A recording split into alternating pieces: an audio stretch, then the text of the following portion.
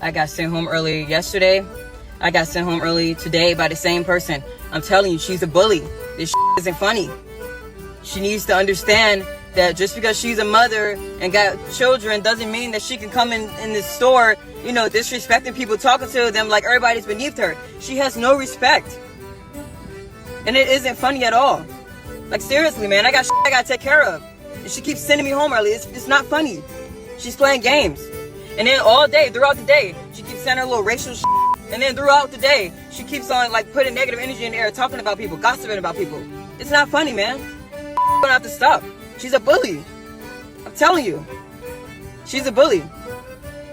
She brings a lot of negative energy in there. She always panic when there's a lot going on, and then she try to manipulate that and make it seem like we ain't doing something right, but we are working really hard and doing great. It's just the fact that she panicked, and I caught her a few times making a mistake, and she tried to hurry up and play it off. Nobody's perfect. It's honest. It happens. You know what I mean? Like, sometimes, like, somebody might get confused. So it gets busy, yeah. But she needs to stop playing like she'll be making mistakes. I be catching her. So all that animosity and that she keep putting in the air and stuff, they're trying to tell me I'm always snapping on people. No, that's false. No, I don't snap on people. I don't go in there doing that. I tell her, no, I make peace. That's what I'm doing. I've been creating peace. So all that negative energy that she's bringing in there and trying to manipulate it, no, that's going to stop.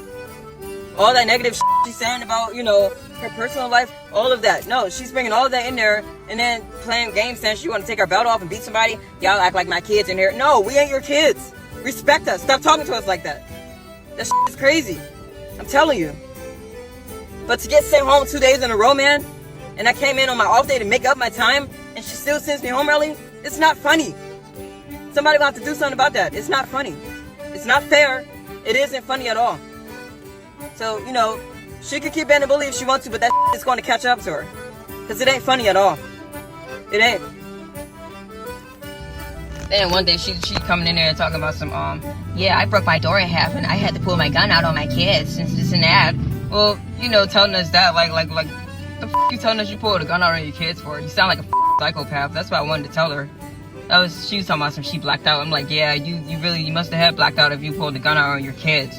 Like, I'm like, what the f*** you telling me this for? Like, she thinks she's like trying to make it seem like that she big dog or something. What the f*** about you telling me about you pulling the gun out on a kid? I don't that doesn't scare me. You know what I mean? That doesn't scare me. If she thought she was trying to intimidate me, that didn't intimidate me at all. I don't give a about her telling me about what the she did. And maybe that's why they always fighting her, to defend themselves. They probably felt like their life was threatened. The out of here with that That was 26-year-old Afeni Badu Muhammad, an employee of this Detroit-area McDonald restaurant, ranting about how she's been treated by her manager at work. A few days later, she did the unthinkable. 7/10/25, McDonald's employee Afeni Muhammad stabbed McDonald's manager Jennifer Harris multiple times with a kitchen knife at the McDonald's restaurant at 179219 Mile. Harris was not armed at the time and died of her injuries. Prior to the stabbing, Muhammad was sent home by Harris for not performing her work duties and told Harris, "I'll be back." Muhammad was arrested on scene and the knife was recovered. Muhammad admitted that she intended to kill Harris and stated that after she was sent home, she drove to a nearby park, decided to come back and stab Harris with a knife that she had inside of her vehicle. When Muhammad returned to stab Harris, she entered the back entrance with a hooded mask over her face in an attempt to conceal her identity and attempted to flee the scene after the stabbing, but was stopped by an armed customer.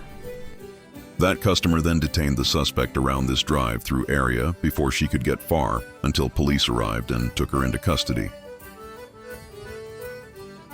He did the right thing. He showed, so to speak, heroism, and we really appreciate his assistance because, like I said, otherwise we would have a dangerous criminal right now in public, and we would be looking for her, but who knows what else she was gonna do. She left for 5 minutes. She came back with a mask on her face, and the only thing I seen was her hands. That's how I knew it was her.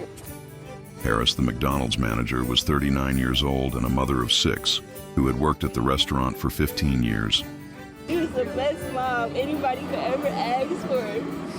My mama, she woke up every day and went to work for us. My mama died trying to take care of us. A hard-working woman, so kind. If anybody needed help, she would give you her last, give you the shirt off her back. She did not deserve that at all.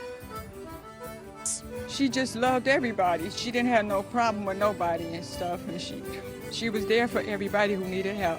The owner of the restaurant had this to say about the late manager. I want you to know that I am here for you and your siblings. You are not alone in this.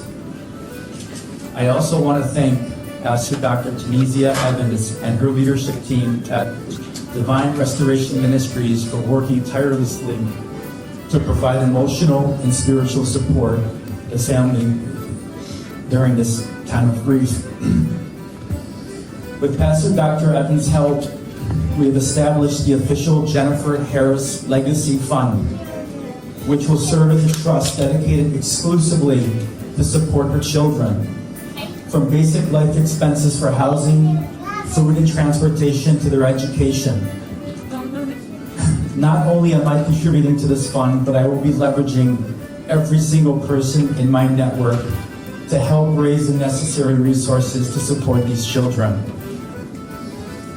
It means so much to see everyone here today, family, friends, crew, customers, because it shows just how many lives Jennifer touched, both in this restaurant and in our community. There aren't enough words to describe the incredible impact Jennifer had on me and on her restaurant family.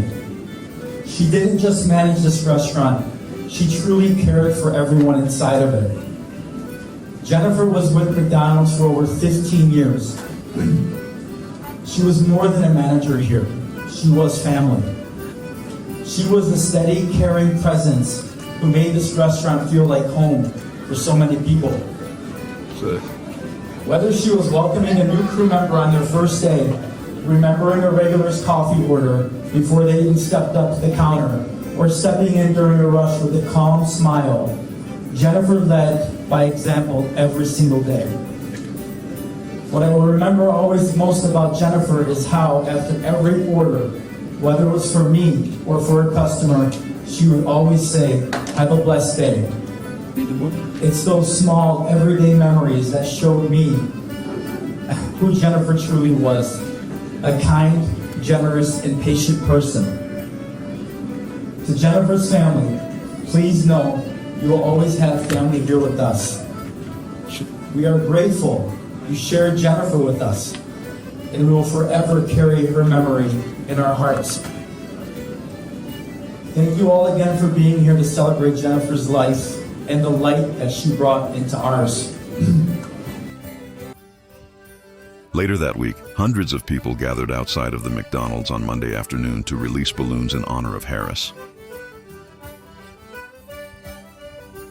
Your name, please, ma'am? Afeni Muhammad. During the arraignment, the assistant prosecutor also said Muhammad is connected to a previous stabbing.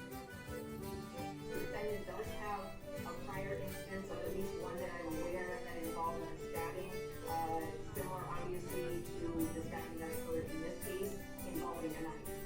So given all of those factors, and given the fact that this court does have authority to give no bond to defendant's charged murder, I am asking at this time for no bond in this case. Muhammad was arraigned Friday on charges of first-degree premeditated murder and carrying a dangerous weapon with unlawful intent, the Macomb County Prosecutor's Office said in a release. She is being held in the Macomb County Jail on a $25 million bond. A judge entered a not guilty plea at her arraignment on Friday, according to court records.